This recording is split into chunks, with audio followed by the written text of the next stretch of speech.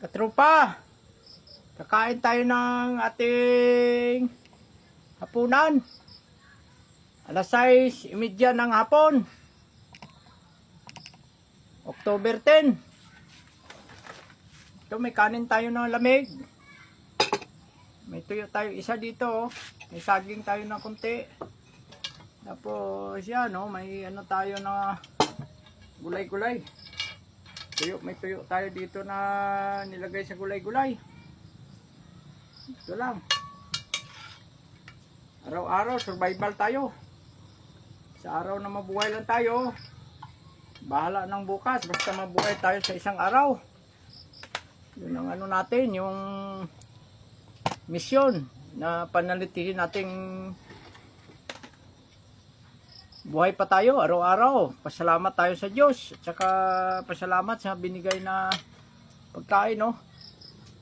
Wala rin ito sahog, yung gulay-gulay ko. Magic sarap lang, saka asin. Oh, may tayo tuyo. Yan, oh. Yan. Sa mga nagsasabi dyan, lang, drama. Hindi nyo kaya to i-sustain yung pagkain ng ganito na halos magdalawang buwan ako nagbablog.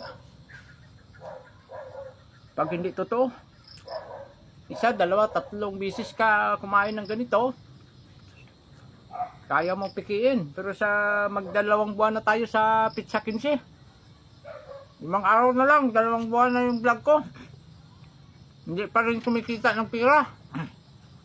Ganyan kahirap maghanap ng pera sa vlogging, lalo baguhan.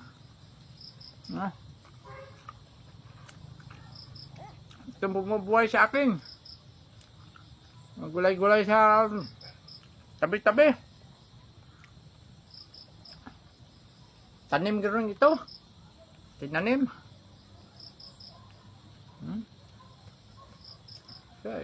Isang pirasong saging na medyo hinog. Medyo bulok na pero pwede pa.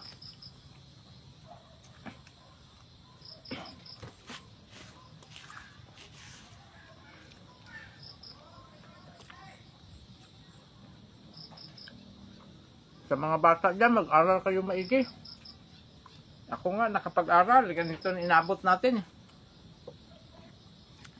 Nag-drop yung police career natin. Nag-drop yung monthly welfare assistant ng Napolcom.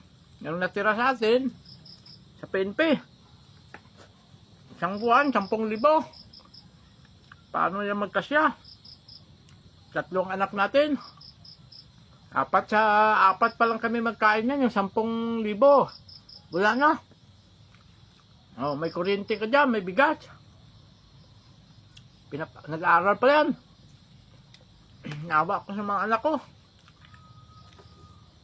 Kahit ganito lang ako, sila kahit noodles makakain yun. Inuuna ko sila. Minsan, iniiyak ko na lang yung problema ko. Kumakapit lang ako sa Diyos. At saka tibay ng loob na salamat, nakapasok ako sa Elite Force. Yun ang nagbigay sa akin ng tapang at lakas ng loob. Shout out dyan sa matikas kong classmate. PNP SAP, P1 Recruit, Class 02, 1995, SAP Trooper, PSBRC, Edgar Balbuena. Tawag namin sa kanya sa operasyon, Badong. Buk Badong, isa kang matikas na mandirigma. Nasubukan na yan.